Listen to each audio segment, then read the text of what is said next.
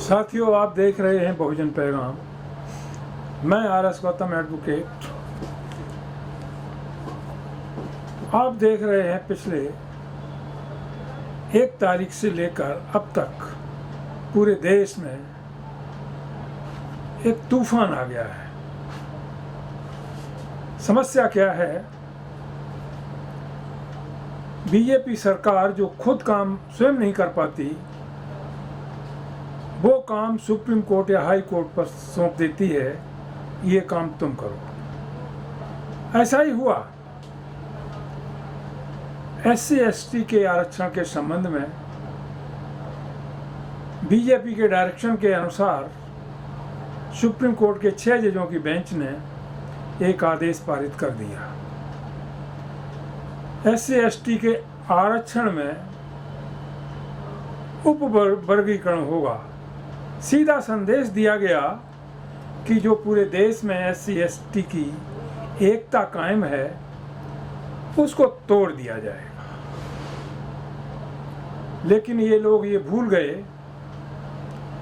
कि तुम हो सकता है विधानसभा में बहुमत में हो EVM के माध्यम से, संसद में बहुमत में हो EVM के माध्यम से, हाई कोर्ट और सुप्रीम कोर्ट में बहुमत में हो कोलोजियम के माध्यम से। लेकिन देश तो बहुजनों का है। सारे देश में जो बहुमत में है वो बहुजन हैं, SC हैं, ST हैं, OBC हैं, माइनॉरिटी हैं। वहाँ तो माइनॉरिटी में सबसे पीछे नज़र में खड़े हुए हो। तुम्हारी आबादी केवल 15 और 12% के बीच में है। ये देश हमारा है, बहुजनों का है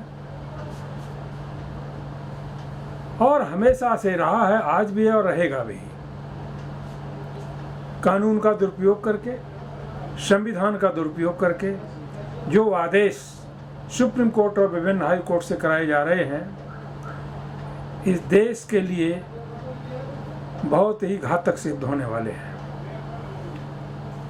साथियों, मुख्य बिंदु पर आने से पहले आपने देखा, रिजल्ट सामने है, बांग्लादेश में तख्ता पलट हो गया। कौन जिम्मेदार है?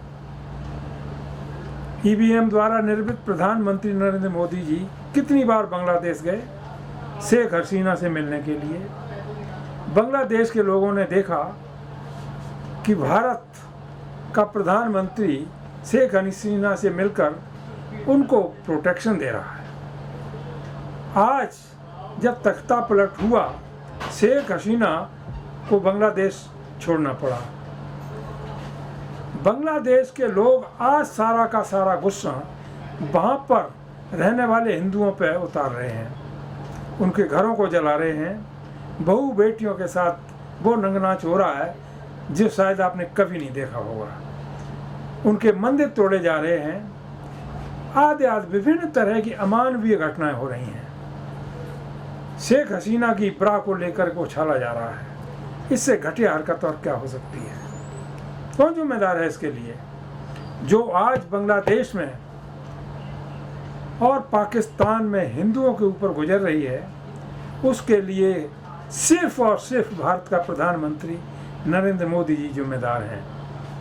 क्योंकि ये समझते हैं कि जो हम भारत में कर रहे हैं, भाई हम विदेशों में जाकर करेंगे तो शायद हमको वाहवाही मिलेगी। कभी नहीं। आप देश में जो SC/ST के गरीब लोग हैं, OBC के गरीब लोग हैं, माइनॉरिटी के गरीब लोग हैं, उनके ऊपर पिछले 10 सालों से बुलडोजर चलवा रहे हो, जेल में यातनाएं दिला रहे हो, एनकाउंटर करवा रहे हो। न्यायपालिका शांत है। अरे इनहेरेंट पावर दी गई है भारत के सुप्रीम कोर्ट को और हाई कोर्ट्स को। कितने शर्म की बात है कि आज देश की हायर जुडिशरी इतने निचले स्तर पर गिर गई है जाकर के कि वो अपनी शक्तियों को सरेंडर कर चुकी है सरकार के सामने। कोई भी न्याय कार्य पूरे देश में नहीं हो रहा है। साथियों, बड़े अफसोस के साथ कहना पड़ता है कि ये RSS के लोग, बीजेपी के लोग जो रहबरी का काम कर रहे हैं, मेरा इनसे कहना है, हे रहबरों, तुम रहबरी करना छोड़ दो। तुम तो वो रहबर हो जो रास्ते में काफिलों को लूट लेते हो। तुम भी लूटते हो इसके साथ साथ तुमने जो संवैधानिक एजेंसियां थीं देश की, उनको भी लूट लिया, उनको भी अपनी मुट्ठी में ले लिया। चाहे वो सुप्रीम कोर्ट हो, हाई कोर्ट हो, ईडी हो, सीबीआई हो, प्रशासन हो, मीडिया हो, सब चीज़ें तुम्हारे हाथ में आ गई और उनका तुम दुरुपयोग कर रहे हो। यही कारण है SC/ST के आरक्षण में जातिगत तरीके से उसको बांटना। सीधा सा संदेश जाता है SC/ST की एकता को छिन्न भिन्न करना। उसी तरह से जिस तरह से जो हमारा बैकवर्ड समाज है, OBC समाज है, उसकी एकता को तुमने सदियों से छिन्न भिन्न कर रखा है और उसी का लाभ लेकर उस पर शासन करते हो। इसी तरह आप SC/ST की एकता को भी छिन्न भिन्न करने का जो आपने एक घृणित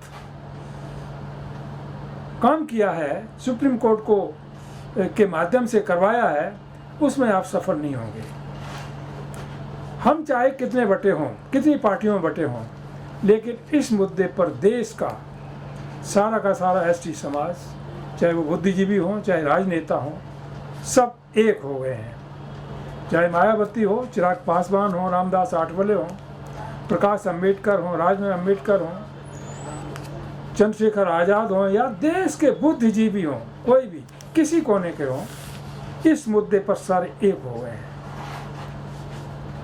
क्या आप समझते हैं कि सुप्रीम कोर्ट के जज जो कोलिजियम द्वारा नियुक्त किए जाते हैं, ये कानून वो अपने ऊपर क्यों नहीं थोपते?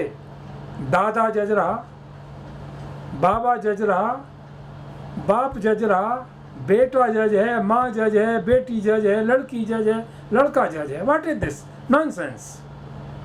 अरे पहले अपना गरेबान में झांको, अपने को तो निष्पक्ष करके देश के सामने रखो, तब दूसरों के लिए आदेश पारित करो।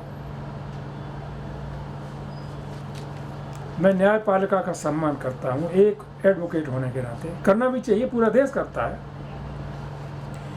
मौजूदा CJI साहब के पिताजी भी CJI रहे, कई साल रहे, वो भी CJI हैं।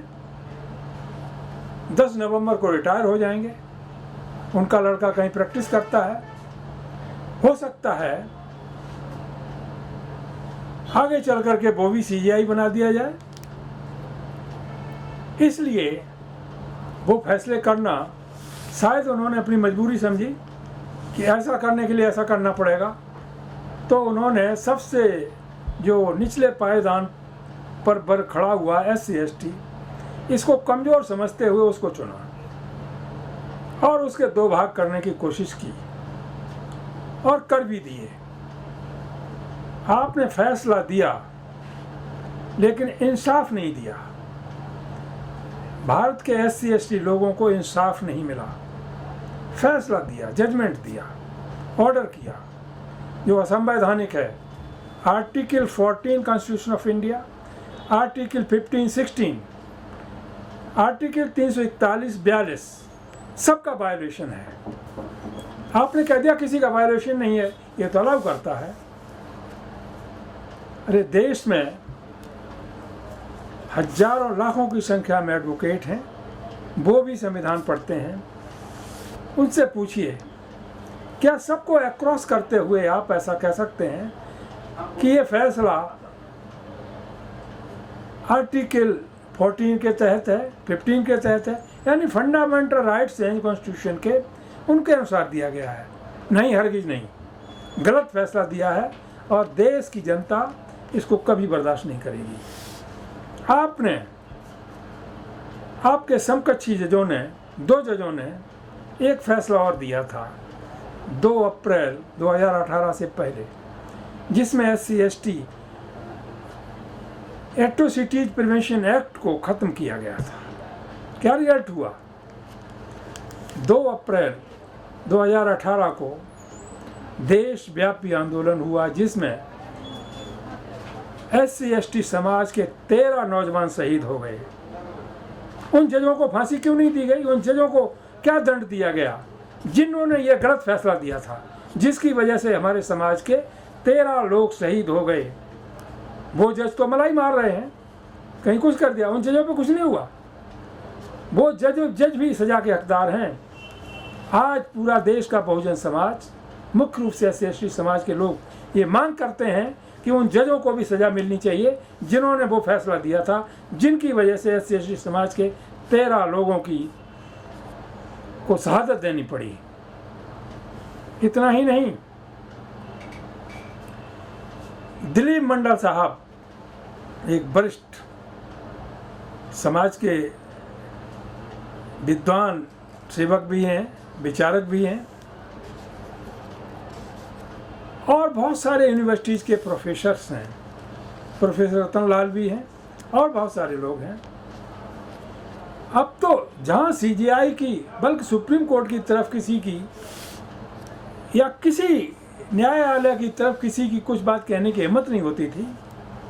अफसोस की बात है, आज सुप्रीम कोर्ट के जजों को लोग बेवकूफ़ कहने लगे हैं।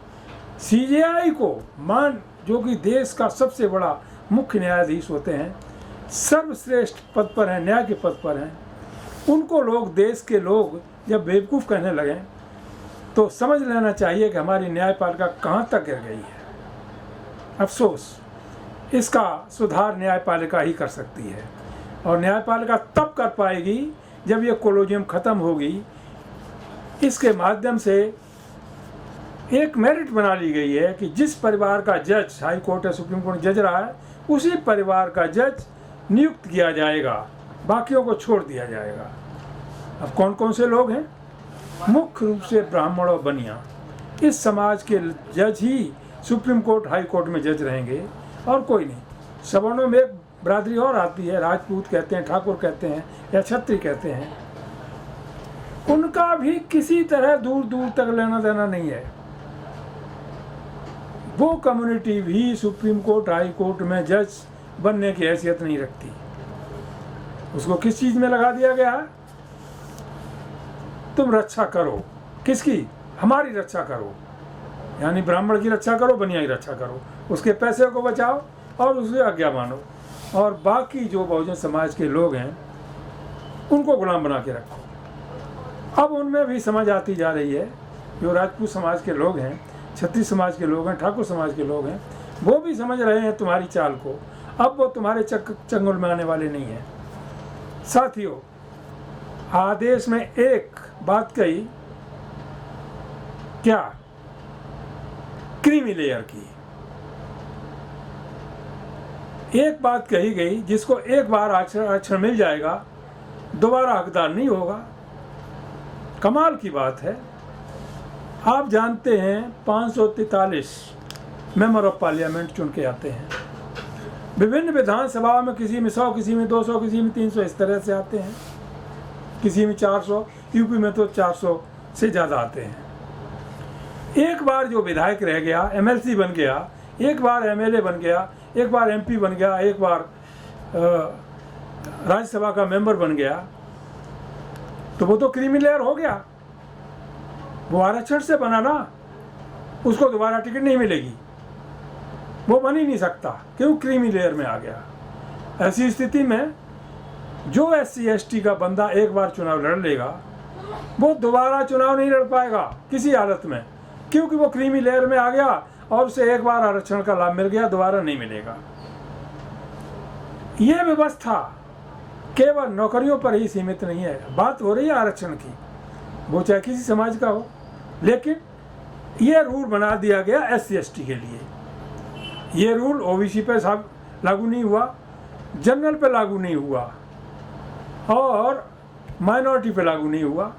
कितनी बार MLA बने, कितनी बार MP बने, कोई फर्क नहीं पड़ता। सुप्रीम कोर्ट ने ये व्यवस्था ला करके केवल SC/ST को आरक्षण से बेदखल करने की कोशिश की है। एक बार जो MP बन गया दोबारा नहीं बन सकता, क्यों? क्रीमी लेयर हो गया, उसे दोबारा रिजर्वेशन लाभ नहीं मिलेगा। ये बात केवल नौकरियों तक सीमित नहीं है।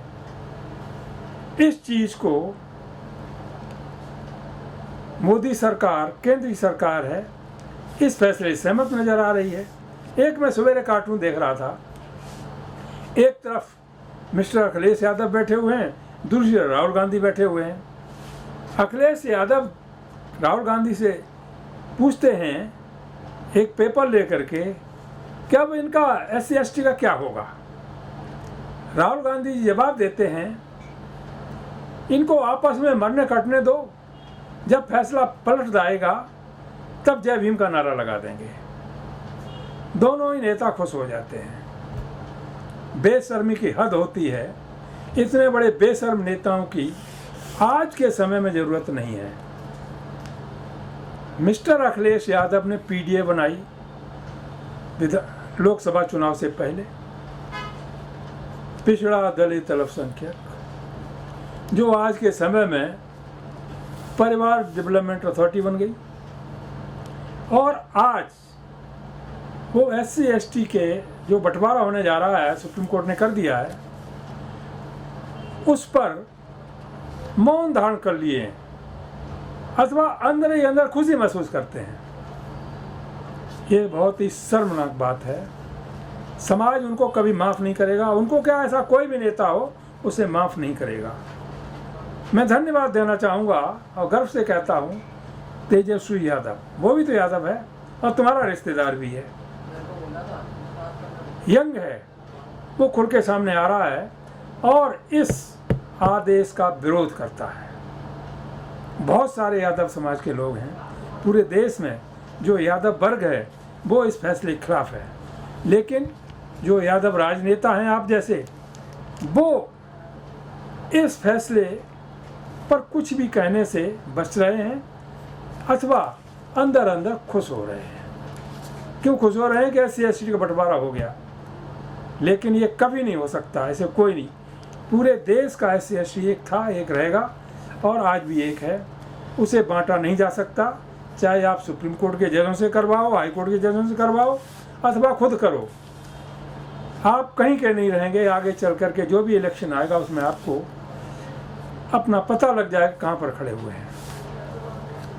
साथियों, आज के समय में मैं उन सब लोगों का जो SC/ST समाज के लोग हैं, OBC समाज के लोग हैं, माइनॉरिटी समाज के लोग हैं, जो आज इस फैसले का, जो असंवैधानिक फैसला है, इसका विरोध कर रहे हैं, वो हमारे भाई हैं, बहुजन समाज के कर्मठ कार्यकर्ता हैं और वही आगे चल कर के बहुजन समाज की लीडरशिप करेंगे।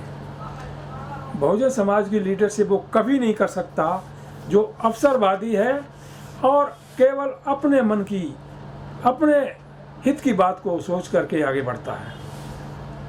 ये देश बहुजनों का है, आज नहीं तो कल बहुजन इस देश के शासक होंगे। इसी तरह के फैसले सुप्रीम कोर्ट ने 2-4 और कर दिए। देश की न्यायपालिका की हकीकत सामने आ जाएगी कि जिस न्यायपालिका को भारत के संविधान के अनुसार, जिस संविधान को ऑनरेबल डॉक्टर अम्बेडकर ने बनाया था और उसके अनुसार हायर जुडिशरी को इनहेरेंट पावर दी गई थी, इनहेरेंट जुरिडिक्शन दिया गया था, ठीक उन शक्तियों के उलट काम हो रहा है। इस संबंध में सर्वशक्तिमान, सर्वोच्च पद पर आसीन ST समाज की राष्ट्रपति महोदया द्रौपदी मुर्मू, उनको भी हस्तक्षेप करना चाहिए। भारत का राष्ट्रपति का पद केवल शोभाई का पद नहीं है, उसे कुछ संवैधानिक शक्तियां भी मिली हुई हैं। उन संवैधानिक शक्तियों का राष्ट्रपति को इस्तेमाल करना चाहिए देश हित में, समाज हित में।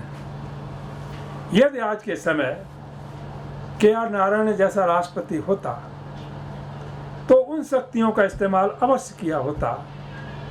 अफसोस, इस संबंध में ज़्यादा कुछ नहीं कहना चाहूँगा। इतना ही कहना चाहूँगा कि सर्वोच्च पद पर आसीन देश की राष्ट्रपति मुर्मू जी को भी इस संबंध में कुछ हस्तक्षेप करना चाहिए। आज देश के अंदर SC/ST समाज की लगभग 30% आबादी हो गई है। राज्यों को निर्देश दिया है सुप्रीम कोर्ट ने कि इस तरह से व्यवस्था करो, उनकी काउंटिंग कराओ। अरे पहले जनगणना कराओ, किस कम्युनिटी कितनी जनगणना है, OBC की जनगणना कराओ, जनगणना के अभाव में ये नियम लागू नहीं हो सकता। जब तक जनगणना नहीं होगी SC ST की, OBC की, तब तक ये कानून, ये जो आदेश है सुप्रीम कोर्ट का, असंवैधानिक आदेश है 1 अगस्त 2024 का, ये लागू नहीं हो सकता और कोई भी राज्य सरकार इसको लागू नहीं कर सकती। उससे पहले जाति जनगणना कराना हर हाल में जरूरी है। राजीव गांधी पार्लियामेंट में कह रहे थे, राहुल गांधी पार्लियामेंट में कह रहे थे हम जाति जनगणना कराएंगे। भाई क्यों नहीं कराते? ये आदेश तो इम्प्लीमेंट तभी होगा जब जाति जनगणना कराओगे। जाति जनगणना की आवाज़ सबसे बिहार से उठी और बिहार में कराई भी गई। पटना हाई कोर्ट ने स्टे कर दिया। उसके बाद सुप्रीम कोर्ट में मामला आया जो 65% आरक्षण का किया था, उसमें सुप्रीम कोर्ट ने कह दिया उसमें हमको एक्सेप्ट नहीं करना चाहते। यानी जहाँ बहुजन समाज के लोगों के समता समानता और उनको न्याय देने की बात है, वहाँ ये हायर जुडिशरी हाथ खड़े कर देती है, हम कुछ नहीं कर सकते, हमको स्टे नहीं देंगे। तो कैसा न्याय है? न्यायपालिका इस देश की फेल हो गई। सरकार तो फेल होती हुई सुनी थी सबने, किसी भी देश में सरकार फेल हो जाती है, लेकिन आज देश का नागरिक महसूस कर रहा है कि भारत की हायर जुडिशरी फेल हो गई।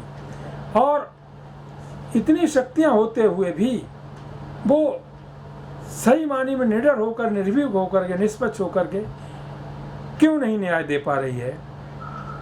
सबसे महत्वपूर्ण क्वेश्चन ये है। कुछ भी हो,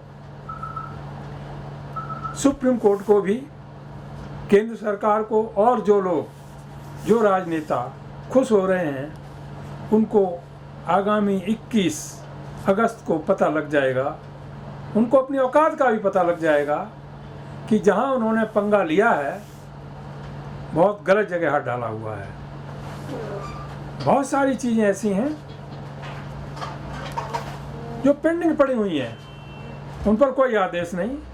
पेगासस मामला पेंडिंग है, राफेल मामला पेंडिंग है, इलेक्ट्रॉनिक बॉन्ड का मामला पेंडिंग है, प्रधानमंत्री केयर फंड का मामला पेंडिंग है। सुप्रीम कोर्ट सारी दबाए हुए है, यानी एक पर भी कोई डिसीजन नहीं। और यहाँ तो वंडरफुल बात यह है कि जो पंजाब हरियाणा हाई कोर्ट ने इस संबंध में पंजाब सरकार के और के आदेश को, जो उन्होंने कानून बनाया था, उसको रद्द किया था। वो ST का उसमें कोई जिक्र ही नहीं था। सुप्रीम कोर्ट ने अपनी मर्जी से ST को सेट दिया। वो केवल शेड्यूल कास्ट से मामला संबंधित था, शेड्यूल ट्राइब से संबंधित ही नहीं था। अब इसे योग्यता कहेंगे, अयोग्यता कहेंगे। अब कोई कहे कि सुप्रीम कोर्ट को अयोग्यता कहना कंटेम्प्ट ऑफ कोर्ट हो जाएगा। ये सुप्रीम कोर्ट को खुद सोचना चाहिए। कंटेम्प्ट कोर्ट सुप्रीम कोर्ट ने किया है अथवा देश के लोग कर रहे हैं। और एक नहीं, लगाइए कंटेम्प्ट ऑफ, कितने पे लगाओगे? 1 पे, 2 पे, 1 लाख पे, 10 लाख पे, 50 लाख पे, 10 करोड़ पे जेलें बनवाइए। और जब इतने लोगों पे कंटेम्प्ट कोर्ट लगाओगे तो आपकी पोजीशन क्या होगी? आप पहले अपने में सुधार करो। देश सबका है, न्यायपालिका सबकी है। केवल किसी जज विशेष की बपौती नहीं है कि पीढ़ी दर पीढ़ी वही न्यायपालिका में जज बना रहेगा, उसके बच्चे जज बने रहेंगे, उसकी बीवी जज बनी रहेगी, उसकी माँ जज रहेगी, उसका बेटा जज रहेगा। इस परंपरा को अब खत्म किया जाएगा। जो ये आदेश आया है, ये SC ST के विभाजन का नहीं है, बल्कि देश को कमज़ोर करने वाला आदेश है। देश की एकता अखंडता के लिए हानिकारक है। किसी इतने बड़े वर्ग को, जिसके आधार पर सरकारें का निर्माण होता है, वहाँ पर सुप्रीम कोर्ट ने हाथ डाला है, जो कि बिल्कुल असंवैधानिक ऑर्डर पास हुआ है। उसको देश की जनता बर्दाश्त नहीं करेगी। साथियों, इस संबंध में आज जो उबाल आ रहा है, चंद्रशेखर ने भी चैलेंज किया है, बढ़िया कहा है। चिराग पासवान जो बीजेपी का अंग है, NDA का अंग है, उन्होंने भी, मोदी जी मना रहे हैं चिराग पासवान को। रामदास आठवले भी खुल करके मैदान में आ गए हैं। अरे पार्टी कोई किसी में हो सकता है, लेकिन जहाँ पर समाज की बात आती है वहाँ पर नहीं, वहाँ पर सब एक हैं और आपको एकता का परिचय मिल जाएगा। और इस एकता का परिचय दिलाने में इस सरकार का और भारत के सुप्रीम कोर्ट का इस समय बड़ा योगदान कहा जाएगा। यदि ये आदेश नहीं आता तो भारत के SC/ST की एकता जो आज सामने आ रही है और 21 अगस्त को आएगी, वो शायद नहीं आती। साथियों, मैं इतना ही कहना चाहूँगा, एक एडवोकेट के लीगल प्रोफेशन होने के नाते न्यायपालिका देश के लिए सर्वोपरि है, मेरे लिए सर्वोपरि है, पूरे देश के लिए सर्वोपरि है। न्यायपालिका सम्माननीय है, सारे देश को लोगों को सम्मान करना चाहिए, करते भी हैं। लेकिन न्यायपालिका खुद ही अब अपने को यहाँ तक नीचे गिरा दे कि लोग उसके बारे में इस तरह से कहने लगें और एक दूसरी पार्लियामेंट की तरह ट्रीट करने लगें, तो इसके लिए कौन जिम्मेदार होगा? न्यायपालिका जिम्मेदार होगी। आपने क्या किया? 5 जजों का फैसला था, सुप्रीम कोर्ट का फैसला 2004 का, Chennaiah versus state of Andhra Pradesh, उसको आपने सेट असाइड कर दिया। भाई, क्यों कर दिया? आपने पंजाब हरियाणा हाई कोर्ट का जो आदेश था 2010 का, उसको सेट असाइड कर दिया। ऐसा इतनी जल्दीबाजी क्या थी CJI साहब को कि इतनी जल्दी 7 जजों की बेंच गठित कर ली और उसमें 5 जजों के सहमति से SC/ST में डिवीजन करवा दिया। क्या मिला इससे? क्या वाहवाही मिली? इससे आपने भारत की न्यायपालिका को गर्त में पहुंचा दिया। एक बात ध्यान रखना चाहिए, जो हायर जुडिशरी में या किसी जुडिशरी में या किसी विभाग में, चाहे वो सेना में हो, ब्यूरोक्रेसी में हो, चाहे सरकार में हो, CJI साहब जो आपको तनख्वाह मिलती है, जो सुप्रीम कोर्ट के हाई कोर्ट के जजों को तनख्वाह मिलती है, उसमें भी SC/ST का 1/4 से ज़्यादा भाग होता है। तो ऐसा तो नहीं करना चाहिए कि जिस थाली में खाओ उसी में छेद करो, उसी के विरुद्ध फैसले दो। तनख्वाह जो मिलती है वो देश का पैसा जाता है और उसमें SC/ST समाज का हिस्सा होता है, वो भी ध्यान नहीं रखा गया। इक्विटी का ध्यान नहीं रखा गया, बैलेंस ऑफ कन्वीनियंस का ध्यान नहीं रखा गया, फंडामेंटल राइट्स हैं उनको ठीक से नहीं पढ़ा गया और समझा गया। आपको ये सोचना चाहिए, समझना चाहिए कि जो देश में और भी लोग हैं लीगल प्रोफेशन में, वो भी संविधान को पढ़ते हैं। अपने हिसाब से संविधान की परिभाषा मत दीजिए, अपने हिसाब से फंडामेंटल राइट्स की या किसी भी आर्टिकल की परिभाषा नहीं दे सकते। जो संविधान कहता है उसी परिभाषा को आपको परिभाषित करना पड़ेगा, नहीं तो देश की जनता नकार देगी, जैसा कि आज नकारा जा रहा है। साथियों, सबसे इम्पोर्टेंट बात, जो राजनेता इस समय खुशी मना रहे हैं, जैसा कि मैंने पहले भी कहा है, क्रीमी लेयर कल, और एक बार जो रिजर्वेशन का लाभ उठा लेगा दोबारा उसे नहीं मिलेगा, तो कल अखिलेश या अखिलेश के परिवार का कोई भी व्यक्ति न तो विधानसभा का चुनाव लड़ पाएगा न पार्लियामेंट का चुनाव लड़ पाएगा, क्योंकि ये एक बार नहीं 4 बार चुनाव लड़ चुके हैं और अच्छी पोजीशन में पहुंच गए हैं। इनके पास कोई कमी भी नहीं है, क्रीमी लेयर भी है। तो इस तरह से आज SC/ST पर ये खतरा आया हुआ है, कल OBC पे आने वाला है। लेकिन OBC के लोग जो बेचारे हैं वो आज इस फैसले का विरोध कर रहे हैं। केवल ये राजनेता जो हैं, क्या कहा धर्मेंद्र यादव ने, स्वागत किया है भाई।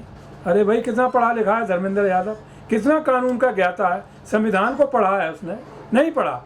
किसी चीज़ को, क्या बहुजन इतिहास पढ़ा है? नहीं पढ़ा। महापुरुषों को पढ़ा है? नहीं पढ़ा। अम्बेडकर, ज्योतिराव फुले, ललन सिंह यादव पढ़ा है? नहीं पढ़ा है, बगैर सोचे समझे। तो इस तरह से उसका मखौल उड़ाने की ज़रूरत नहीं है। अभी जो चुनाव के रिजल्ट आए, लोगों ने, SC/ST के लोगों ने और मोहम्मद लोगों ने इसलिए वोट दे दिया कि BJP को हराना था, महज BJP को हराना था। और कोई कारण नहीं था। आप इसमें समझते हैं कि हमने वाहवाही लूट ली, ये तो लोगों ने हमको वोट दे दिया। बहुत बड़ी गलती कर रहे हैं आप। वोट आपको नहीं दिया, बीजेपी को हराने की वजह से वोट दिया गया। और जो आज हस मायावती जी का हुआ है, सर्व जन समाज पार्टी बना करके, वही कल दूसरों का भी होगा यदि वो बहुजनों की राजनीति बहुजनों के अनुसार नहीं करेंगे तो। साथियों, कोई ये ना समझे किसी पार्टी की मैं तारीफ कर रहा हूँ या किसी का विरोध कर रहा हूँ। मैं बहुजन समाज के लिए कटिबद्ध हूँ और बहुजन समाज के लिए लड़ता हूँ, मरता हूँ, उनके लिए रात दिन काम करता हूँ, करता भी रहूँगा। देश में समता समानता हर क्षेत्र में कायम होनी चाहिए, समान भागीदारी सबको मिलनी चाहिए, जिसकी जितनी संख्या भारी उसकी उतनी भागीदारी होनी चाहिए। देश का SC ST एक था, एक है, एक रहेगा। इसमें जो भी शासन प्रशासन या जुडिशरी जो भी विभाजन करने की कोशिश करेगा उसका विभाजन कर दिया जाएगा और वो इस काबिल ही नहीं रखा जाएगा कि वो इस तरह का कोई फैसला भविष्य में दे सके। साथियों, जितना खतरा देश में EVM से है उससे बड़ा खतरा कोलोजियम से हो गया है। EVM ने देश के लोकतंत्र को खत्म किया, कोलोजियम ने देश की निष्पक्ष न्यायपालिका को खत्म कर दिया, जिसकी वजह से कोई जज हाई कोर्ट और सुप्रीम कोर्ट में कोई सिलेक्शन नहीं होता, कोई मेरिट नहीं होती, किसी तरह का कोई आंकलन नहीं होता, कोई इंटरव्यू नहीं होता, कोई टेस्ट नहीं होता। नॉमिनेट कर दिए जाते हैं पर्टिकुलर क्लासेस के, पर्टिकुलर जातियों के जैसे। ये अब आगे चलने वाला नहीं है। पूरे देश का जो बहुजन समाज का एडवोकेट्स है आज एक हो रहा है। अफसोस है कि बहुजन समाज के जो रिटायर जज हैं शायद वो सो रहे हैं। पूरे देश भर से जो SC ST समाज के रिटायर जज हो चुके हैं उनकी आवाज़ कहीं दिखाई नहीं देती, कहीं मीटिंग में नहीं, कहीं कुछ नहीं, पता नहीं कहाँ चले जाते हैं। तो बाकी रिटायर जजों को छोड़ करके बाकी पूरा बहुजन समाज एक प्लेटफॉर्म पर आ गया है और आगे भी बना रहेगा। वो बात अलग है, कोई किसी पार्टी से चुनाव लड़ ले, कोई किसी से लड़ ले, वो उसकी मर्जी है, कोई पार्टी किसी को टिकट दे दे। लेकिन उनके लिए भी आज मैं कहना चाहूँगा, जो लोग SC ST के रिजर्व कोटे से चुन के पार्लियामेंट में गए हैं, किसी भी पार्टी से गए हैं, समाजवादी पार्टी में गए हैं, किसी SC ST समाज के वर्ग के लोग गए हैं, चाहे BJP में गए हैं, कांग्रेस में गए हैं, आज उन सबको समाज की एकजुटता के लिए, समाज को समान न्याय दिलाने के लिए एक प्लेटफॉर्म पर आ जाना चाहिए। राजनीति अलग चीज़ है, समाज की लड़ाई अलग चीज़ है। राजनीति करते रहिए आप अपने अपने हिसाब से, कोई नहीं रोकता, कोई मना नहीं करता, लेकिन जहाँ समाज पर कुठाराघात हो वहाँ पर आपको सबसे प्रमुखता देनी है समाज के हितों की रक्षा करने के लिए, बाद में राजनीति करने के लिए। साथियों, जैसा माहौल है आज का देखते हुए, उसको ध्यान में रखते हुए बहुत सारी चीज़ें मैंने कही हैं और मैं आपसे एक आग्रह जरूर करना चाहूँगा। ये सरकार क्या कर सकती है? अभी 9 अगस्त को जो जंतर मंतर पर बहुत बड़ा प्रोटेस्ट होने वाला है, लाखों की भीड़ हो सकती है। हो सकता है ये सरकार एक ऐसा निकम्मापन काम करे कि वहाँ पर लोगों को पहुँचने से रोके। दूसरी बात, जो 21 तारीख का भारत बंद का पूरे देश में एक नारा बुलंद किया गया है, जिसमें सारे बहुजन समाज के राजनेता एक मंच पर आ चुके हैं, तो उस दिन भी इस तरह की हरकत ये बीजेपी सरकार करे। इससे अलर्ट रहने के लिए आज ज़रूरत पड़ रही है बहुजन मीडिया की। मीडिया के माध्यम से जो खबरें आप तक पहुंचाई जा रही हैं वही सही खबरें हैं। आपके पास अखबार नहीं है, टीवी नहीं है, और जो मोदी मीडिया है वो मोदी का गुणगान करता है, सरकार का गुणगान करता है, पूंजीपतियों का मीडिया है, अडानी का मीडिया है, अंबानी का मीडिया है। लेकिन आज सबसे बड़ी ज़रूरत है बहुजन मीडिया की। आप लोगों से गुजारिश है, चाहे बहुजन पैगाम हो, चाहे कोई भी बहुजन मीडिया हो, हर देश के नागरिक जो बहुजन समाज का नागरिक है उसका दायित्व बनता है, उसकी जिम्मेदारी बनती है, उसको सपोर्ट करे, इकोनॉमिकली उसको सपोर्ट करे, जिससे मीडिया की आवाज़ दबनी नहीं चाहिए। यदि बहुजन मीडिया दब गया तो आप तक देश भर की आवाज़, देश भर की खबरें कौन पहुंचाएगा? यही आपका एक हथियार है जो आपके पास सुरक्षित है। दो ही चीज़ें आपको बचा सकती हैं, या तो भारत का संविधान या बहुजन मीडिया। इन पर आपको कंसंट्रेट करने की ज़रूरत है। तो जो लोग जहाँ पर भी हमारी आवाज़ को सुन रहे हैं, बहुजन पैगाम को देख रहे हैं, संविधान की खातिर बहुजन मीडिया को सपोर्ट करें, उसकी मदद करें, फाइनेंस दें, जिसकी वजह से हर क्षेत्र में, हर गांव में हमारा मीडिया इतना मजबूत बन सके कि हम हर जगह कवरेज कर सकें। कहीं कोई घटना होती है, वो घटना एक दूसरे तक पहुंचाई जा सके। साथियों, बहुजन पैगाम पिछले 3 साल से राष्ट्र हित में काम कर रहा है, बहुजनों के हित में काम कर रहा है, निष्पक्षता से, निरंतरता से काम कर रहा है, और वास्तविकता जो देश की होती है, वास्तविक खबरें हैं, उनको दिखाने की कोशिश कर रहा है। आप लोग बहुजन पैगाम को अपना मीडिया समझें। आपका मीडिया है, आपके लिए, आपके द्वारा बनाया गया है। इसलिए इसे मजबूत करने के लिए जो भी संभव हो सकता है, आप सबका दायित्व बनता है। जितनी जिम्मेदारी मेरी है, उतनी जिम्मेदारी आपकी भी है। बहुजन मीडिया कभी बंद नहीं होगा, चलता रहेगा। समाज को ही नहीं, पूरे देश को मजबूत करेगा। इन्हीं शब्दों के साथ मैं अपनी बात समाप्त करता हूँ। जय भीम, जय भारत, नमो बुद्धाय, जय सम्राट अशोका, बहुजन एकता जिंदाबाद।